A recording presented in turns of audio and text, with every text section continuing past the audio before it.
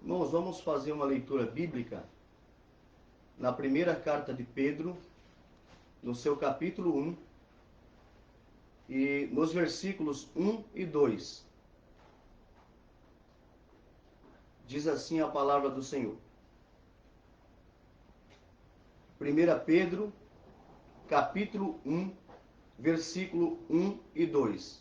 A palavra do Senhor, ela nos diz assim: Pedro, apóstolo de Jesus Cristo, aos estrangeiros dispersos no Ponto, Galácia, Capadócia, Ásia e Bitínia, eleitos segundo a presciência de Deus Pai, em santificação do Espírito, para a obediência e aspersão do sangue de Jesus Cristo. Graça e paz vos sejam multiplicadas.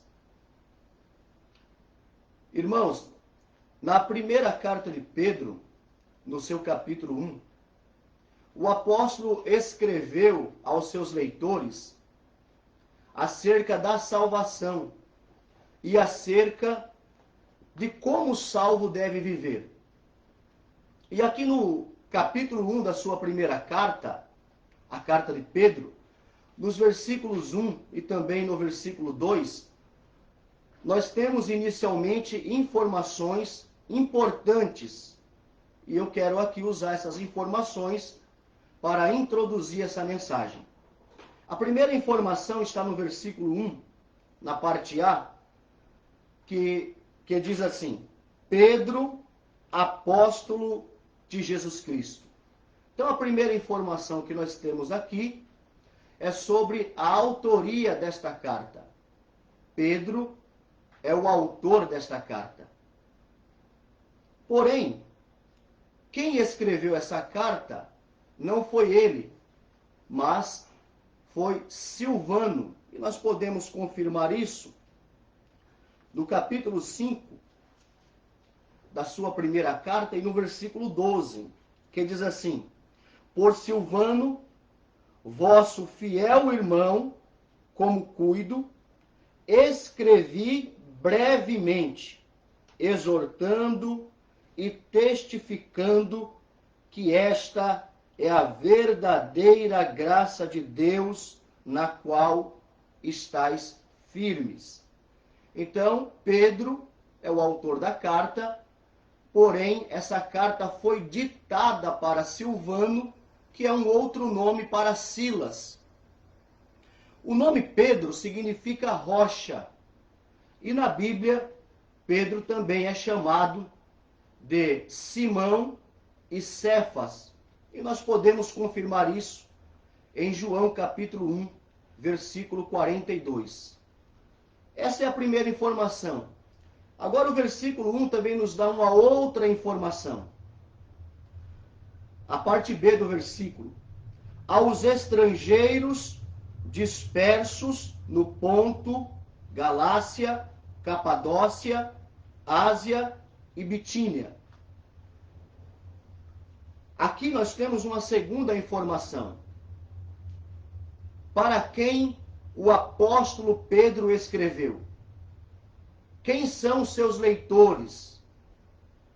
E aqui, no versículo de número 1, na parte B, temos a informação que ele escreveu para cristãos, judeus e cristãos gentios que eram peregrinos, estavam dispersos, ou seja, espalhados por 5 províncias romanas. E aqui é mencionado elas. A primeira, Ponto; a segunda, Galácia; a terceira, Capadócia; a quarta, Ásia; e a quinta, Bitínia.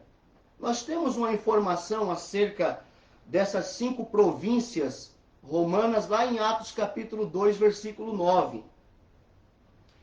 O que me chama a atenção aqui acerca desses leitores é que Pedro diz que eles eram estrangeiros dispersos. Isso é verdade. sobre o ponto de vista geográfico. Eles estavam em uma terra, em uma localidade que não era a sua de nascimento, de origem. E isso também é verdade sob o ponto de vista espiritual, porque o salvo, ele tem uma pátria que está nos céus, e Paulo fala sobre isso, que nós buscamos a pátria celestial. Dando continuidade a esse texto, o versículo 2 nos apresenta uma nova informação. O versículo 2 vai mostrar o teor da mensagem, o teor da carta, o conteúdo dessa carta. Isso fica claro no versículo 2. No versículo 2 tomamos nota acerca daquilo que Pedro vai falar aos seus leitores. Vamos ler o versículo 2. Eleitos segundo a presciência de Deus Pai, em santificação do Espírito, para a obediência e aspersão do sangue de Jesus Cristo, graça e paz vos sejam multiplicadas. Então, quando lemos aqui o versículo 2, tomamos nota acerca do conteúdo dessa carta, o teor da carta. Pedro vai falar aos seus leitores acerca da obra da salvação. Interessante que aqui no versículo de número 2, temos conhecimento, lendo cuidadosamente esse versículo, que a obra da salvação envolveu as três pessoas da Santíssima Trindade. Note que o versículo 2 deixa claro, na parte A, que nós fomos eleitos segundo a presciência de Deus Pai. Ou seja, o Pai escolheu. E o versículo 2 também nos diz, em santificação do Espírito. Então, o Pai escolheu, o Espírito Santo nos santificou, e o versículo ele continua e nos diz o seguinte, para a obediência e aspersão do sangue de Jesus Cristo. Então, o Pai escolheu, o Espírito Santo nos santificou, e nós somos salvos por meio do derramamento do sangue de Jesus Cristo. Então, note que a obra da salvação, ela envolveu as três pessoas da Santíssima Trindade. O Pai escolhe, o Espírito santifica e o Filho salva por meio do derramamento do seu sangue. E aqui na continuação do texto, no versículo de número 3, nós observamos a parte A, o apóstolo Pedro dizer o seguinte aos seus leitores: Bendito seja o Deus e Pai de nosso Senhor Jesus Cristo. Então aqui Pedro ele dá um grito de louvor. Ele diz: Bendito seja o Deus e Pai de nosso Senhor Jesus Cristo. Por que Pedro está louvando? Porque Pedro está dando um grito de louvor. A continuação do versículo 3 explica: pela obra da salvação. Pela salvação que nos foi dada. Pela salvação que foi dada aos seus leitores. E a partir do versículo 3, agora na parte B, o apóstolo Pedro vai mostrar o porquê fomos salvos. O porquê os seus leitores foram salvos. E ele diz no versículo de número 3, da parte B: segundo a sua grande misericórdia. Então note que Pedro, ele fala da obra da salvação. Esse é o teor da sua carta. É sobre isso que ele está tratando com os seus leitores. Ele louva a Deus pela obra da salvação. E no versículo 3, na parte B, ele mostra o porquê nós fomos salvos. Ele diz: segundo a sua grande misericórdia. Você pode dar um glória a Deus por isso? Fomos salvos pela grande misericórdia de Deus. E na continuidade do versículo 3, a partir do versículo 3, a parte B, até o versículo 25, passamos a tomar nota acerca desse tema que eu me proponho a falar nessa manhã. Como o salvo deve viver. Então, Pedro vai dizer o seguinte, no versículo 3, ele vai dizer o seguinte: nos gerou de novo para uma viva esperança. Aqui ele está falando da regeneração, do novo nascimento. Essa é uma implicação da salvação.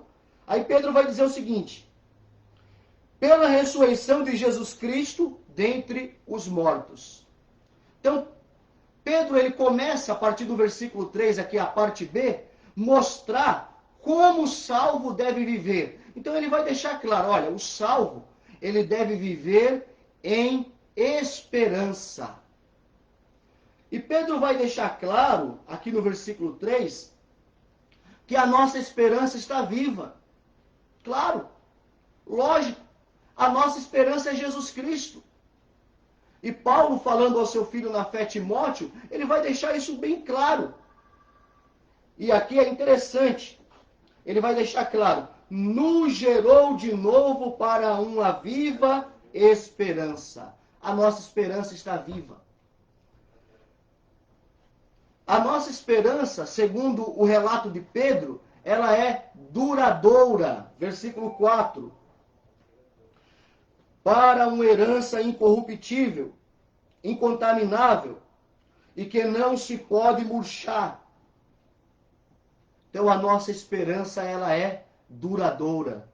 Pedro diz que ela é incorruptível, ela é incontaminável, e Pedro diz que ela não se pode murchar. Então é uma esperança duradoura. Pedro também falando acerca dessa esperança, ele vai dizer que a nossa esperança está guardada. Versículo 5. O versículo 4 mesmo, a parte B, diz assim, que essa esperança está guardada nos céus para vós. Então a nossa esperança está viva, a nossa esperança, ela é duradoura, e a nossa esperança, ela está guardada. Então o salvo, ele deve viver em esperança. A Bíblia diz que aquele que não é salvo, ele não tem essa esperança. O apóstolo Paulo, quando foi falar acerca da vinda de Cristo, escrevendo à igreja de Tessalônica e falando acerca daqueles que dormiam no Senhor, ele disse, eu não quero, irmãos, que sejais como os demais que não têm esperança. Aquele que não é salvo, ele não tem esperança. O perdido, ele não tem esperança. Mas o salvo, ele tem esperança. E essa esperança é viva. Essa esperança é duradoura.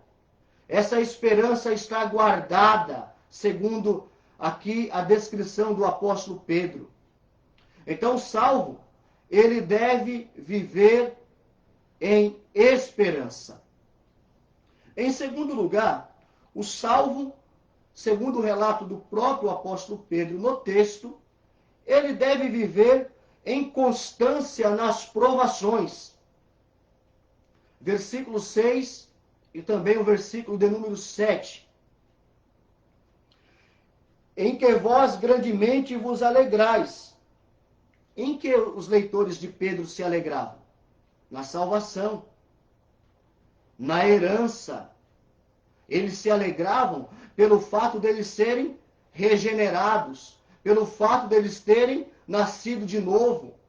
Eles se alegravam pelo fato, sentiam essa grande alegria, pelo fato da sua herança estar guardada. Então Pedro diz aqui, no versículo 6, em que vós grandemente vos alegrais. Aí ele continua, ainda que agora importa, sendo necessário que estejais por um pouco de tempo contristados com várias tentações. Versículo 7. para que a prova da vossa fé, muito mais preciosa do que o ouro que perece e é provado pelo fogo, se ache em louvor e honra e glória na revelação de Jesus Cristo. Então, por meio desse relato aqui de Pedro, entendemos que o salvo, ele deve viver em constância nas provações. Irmãos, fica claro aqui que o salvo, ele sofre. Ele sofre a dor do luto, ele sofre a dor do desemprego, ele sofre a dor das dívidas, ele sofre a dor da crise conjugal. O salvo, ele sofre a dor da enfermidade. O sofrimento não é algo alheio à vida do salvo. Fica claro aqui, pelo relato do apóstolo Pedro, que o salvo ele sofre. E é interessante no versículo 6 que ele fala que estejais por um pouco contristados com várias tentações. Então são muitos os sofrimentos dos salvos. O Senhor Jesus, ele disse assim: no mundo tereis aflições, mas tende bom ânimo. Eu venci o mundo. Então, a vida do salvo não é um mar de rosas.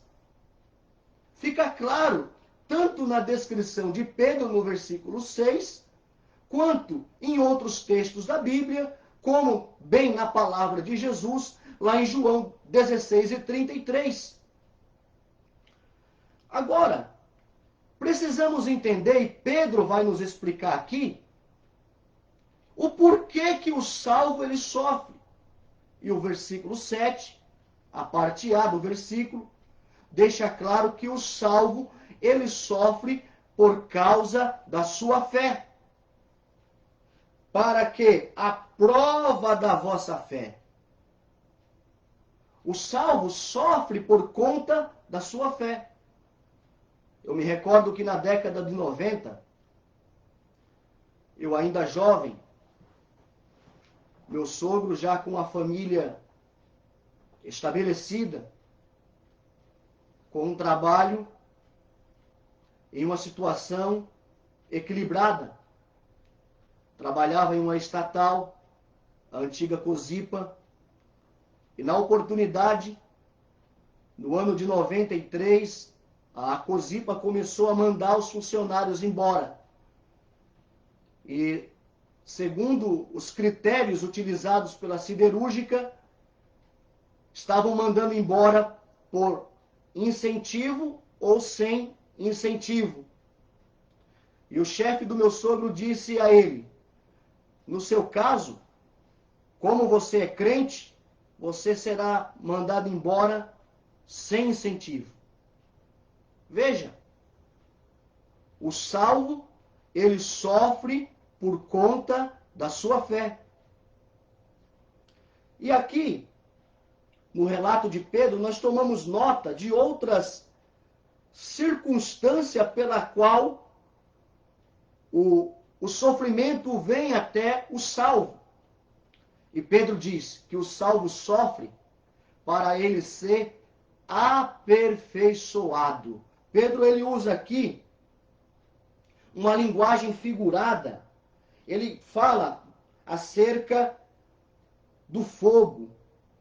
Ele fala do ouro, que antes ele é colocado no fogo e ali é tirada as suas impurezas, e depois desse processo o ouro ele é comercializado. Então, o ouro ele é colocado no fogo, as impurezas são tiradas para depois ele ser comercializado. Assim é a vida do salvo. Ele passa pelo sofrimento por um pouco de tempo para que ele possa ser aperfeiçoado. E é isso que ele está dizendo aqui no versículo 7. Falando, ele diz assim: muito mais preciosa do que o ouro que perece e é provado pelo fogo. Então, o salvo ele sofre. O salvo sofre por conta da sua fé. O salvo sofre para ser aperfeiçoado. E por fim, ele vai dizer que o salvo ele sofre para ser aprovado por Deus. Versículo 7. Finalzinho do versículo, ele diz assim. No finalzinho do versículo ele diz assim: e se ache em louvor e honra e glória na revelação de Jesus Cristo. Então, o salvo, ele sofre, isso fica claro, e Pedro descreve isso com muita propriedade. Mas, irmãos, no caso também do salvo, o salvo, ele deve viver em santidade. 1 Pedro capítulo 1, versículo 15. Vamos ler? Diz assim: mas, como é santo aquele que vos chamou, sede vós também santos em toda a vossa maneira de viver. Então, o salvo, ele deve viver em esperança. O salvo deve viver em constância nas provações. E o salvo, segundo o relato do apóstolo Pedro, ele também deve viver em santidade. A palavra santidade na Bíblia, segundo o dicionário da Bíblia de Almeida, é um atributo de Deus. Deus é puro, perfeito, separado do que é mal, daquilo que é imperfeito. E nós podemos confirmar isso em Êxodo, no seu capítulo 15, no seu versículo 11. Podemos confirmar isso no Salmos 29, no verso 2. Acerca da santidade de Deus, é um atributo exclusivo da sua pessoa. Podemos confirmar isso em Hebreus capítulo 12, no seu versículo 10. A santidade é um atributo exclusivo de Deus. A santidade também é uma qualidade do membro do povo de Deus. Aquele membro do povo de Deus, ele tem uma vida separada dos pagãos, uma vida separada dos costumes deste mundo. É uma qualidade do membro do povo de Deus e podemos confirmar isso em 1 Tessalonicenses 3, no seu versículo 13. A santidade também, na Bíblia, é uma referência, no Antigo Testamento, é uma referência a pessoas e a coisas que foram separadas para o culto e o serviço de Deus. Por exemplo, lá no Antigo Testamento, os sacrifícios eram santos. Isso está escrito lá em Êxodo 28, versículo de número 38. Era também santo lá no Antigo Testamento o tabernáculo e os seus utensílios. E Êxodo capítulo de número 30, versículo 25 ao 29, deixa isso a nós muito bem claro. Era também santo lá no Antigo Testamento, segundo o relato bíblico, os sacerdotes. E Levítico capítulo 21, versículos 6 ao 8, nos descreve isso com muita propriedade. Era santo também lá no Antigo Testamento os nazireus. Números capítulo 6, versículo de número 5 ao 8, relata que os nazireus eram santos ao Senhor, tinham uma vida separada. No Antigo Testamento, notamos também que era santo o templo. E o Salmos 11, o verso 4, deixa isso a nós muito bem claro. E também no Antigo Testamento, a Bíblia nos diz que a cidade de Jerusalém também era santa. E o profeta Isaías, no capítulo 52 e no versículo 1, deixa isso muito bem especificado. Então, o que significa a palavra santo? Significa separado. Então, o salvo, além dele viver em esperança, além de viver em constância nas provações, ele deve viver em santidade. Ele deve viver separado dos costumes desse mundo. Interessante que o apóstolo Pedro aqui, ele vai mostrar a nós, com muita propriedade, como podemos fazer isso. No versículo 13, ele diz que nós devemos dispor a nossa mente. Diz assim o versículo 13, a parte A. Portanto, cingindo os lombos do vosso entendimento. Cingir os lombos aqui é uma linguagem do exército. Porque o cinturão era usado pelos soldados do Império Romano e o cinturão tinha por objetivo segurar todas as outras partes das armaduras dos soldados romanos. E nós podemos confirmar isso em Efésios 6, versículo 14. Então, o que o apóstolo Pedro está falando aqui é que nós devemos preparar a nossa mente para a batalha. Ele disse, cingindo os lombos do vosso entendimento. É assim que o salvo ele vive em santidade. Ele prepara a sua mente para colocar em prática tudo aquilo que ele ouviu acerca da salvação. Pedro ainda diz que para viver em santidade, além de preparar a minha mente, eu preciso também ser sóbrio. Versículo 13, a parte B, ele disse, sendo sóbrios. A palavra sóbrio aqui no original grego, ela dá a ideia de uma pessoa que tem autocontrole. Alguém que não se deixa levar pelas suas emoções. O sóbrio é alguém que age com racionalidade. Então Pedro, ele está mostrando aos seus leitores como viver uma vida de santidade. Ele fala, cingindo os lombos do vosso entendimento. Ou seja, prepare a sua mente para colocar em prática tudo o que você ouviu acerca da salvação. Em seguida, procure agir com sobriedade.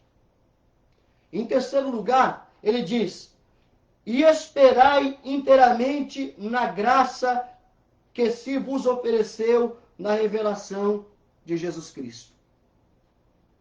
Então, como que eu posso viver em santidade? Primeiro, eu preparo a minha mente para a batalha. Assim eu vou colocar em prática tudo aquilo que eu ouvi acerca da salvação, tudo aquilo que eu ouvi acerca do Evangelho. Eu vou agir com sobriedade, vou ser alguém que vou ter autocontrole. Terceiro, eu vou esperar na graça. E aqui é uma referência à vinda de Cristo por ocasião do arrebatamento da igreja. É assim que o salvo, ele tem uma vida de santidade.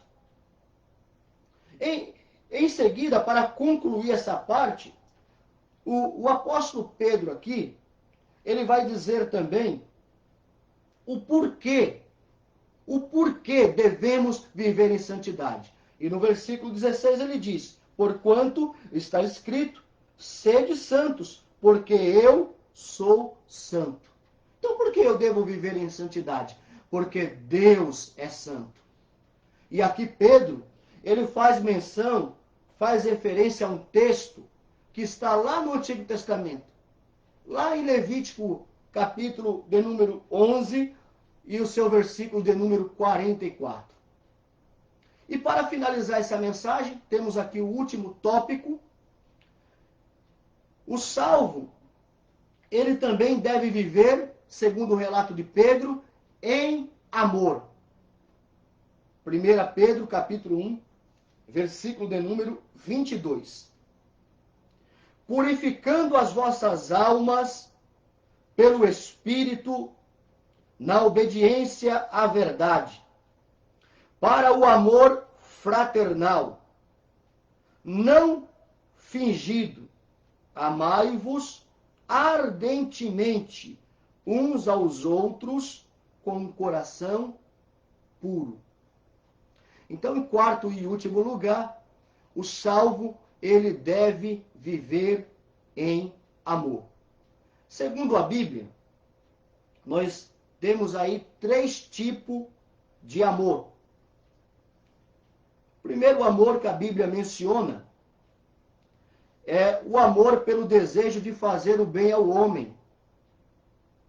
É o que Pedro chama aqui no versículo 22 de amor fraternal. É o desejo de fazer o bem pelo homem. O apóstolo Paulo, ele também vai falar sobre isso. Mas Lucas, lá em Atos 28, versículo 2, ele diz assim: e os bárbaros usaram conosco não de pouca humanidade. É o amor fraternal. É o desejo de fazer o bem pelo homem. Usaram não de pouca humanidade. A Bíblia também nos fala de um outro tipo de amor, que é o amor pelo desejo pelo cônjuge. Esse amor no original grego é chamado de amor eros. Vem da palavra erótico. Isso é permitido dentro do contexto do casamento.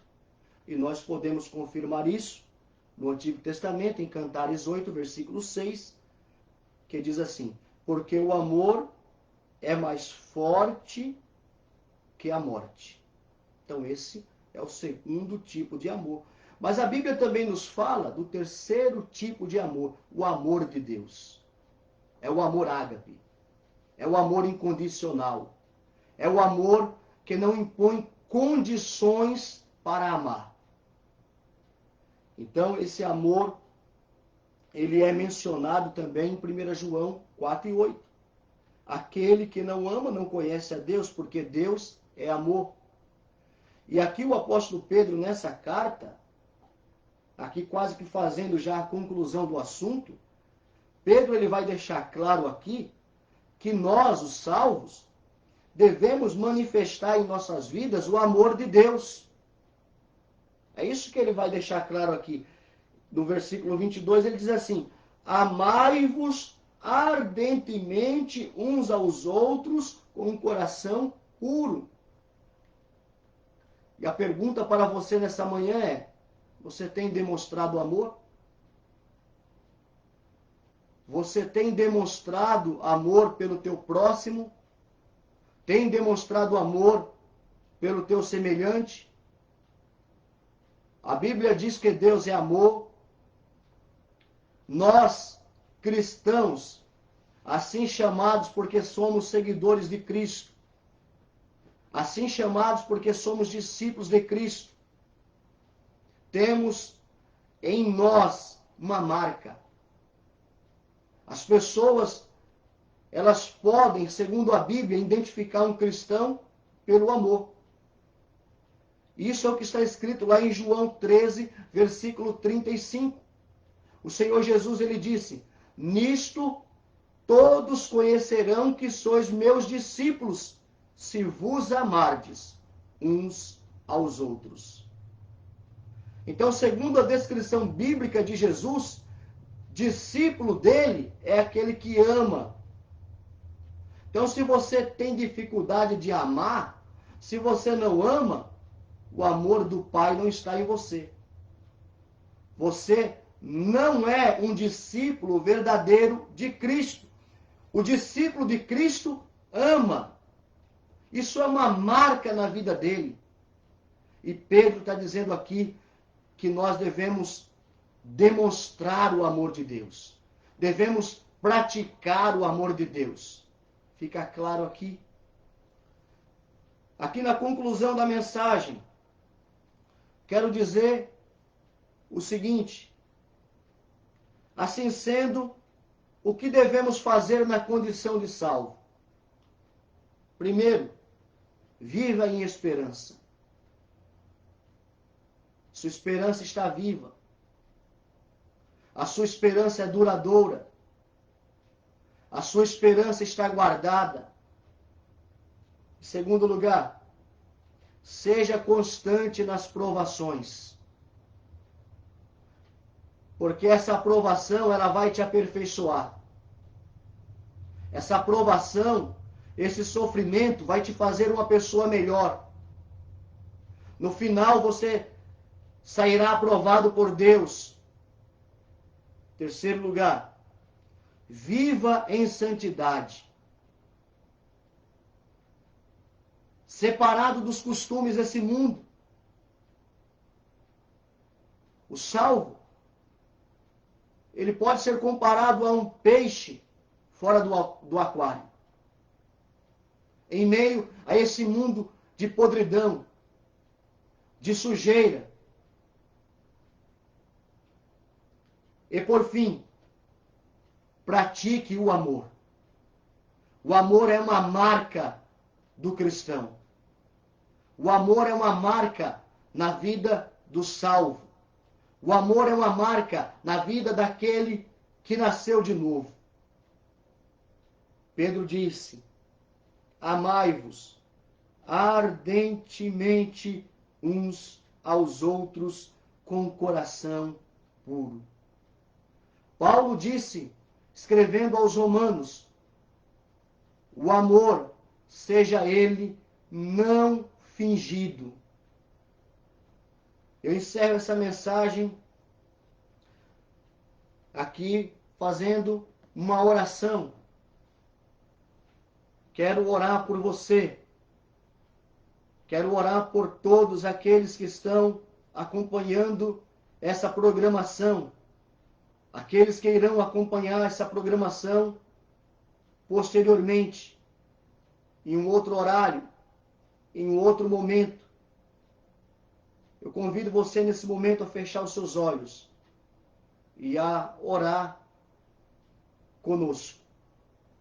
E assim concluir, fechar a nossa programação desta manhã. Querido Deus, graças te damos pela tua palavra. A tua palavra é para nós alimento.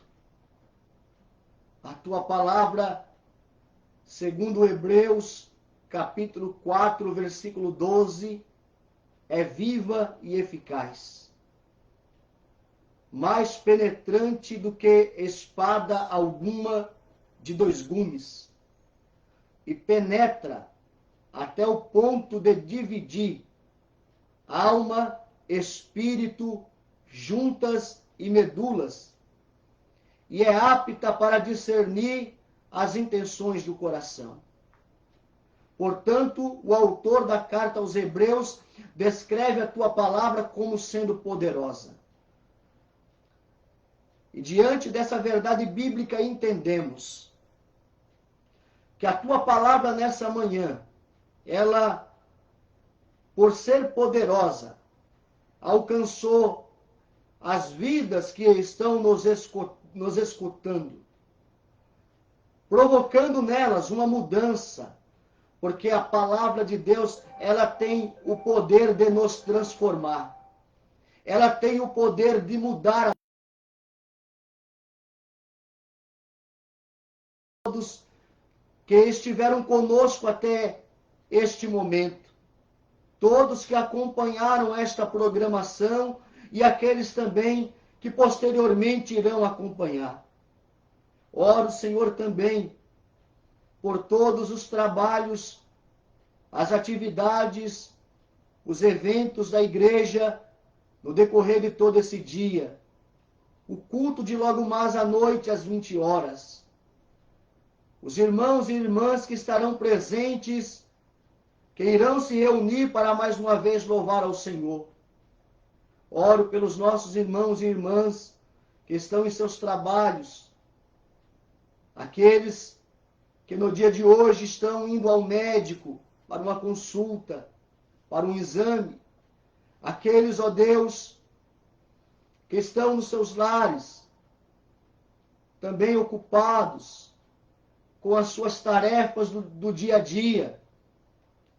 Oramos, ó Deus, por todos aqueles que fazem parte da Igreja Evangélica da Paz, todos os membros, todos os cooperadores, os obreiros, e aqueles também, ó Deus, de outros estados, municípios e até países que possam acompanhar essa programação. Oramos por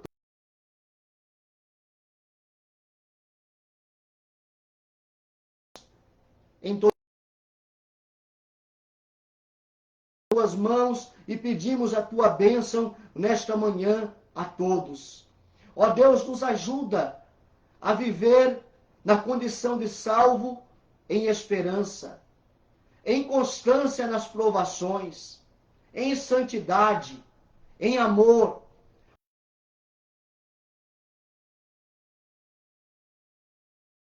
Assim, descreveu aos seus leitores.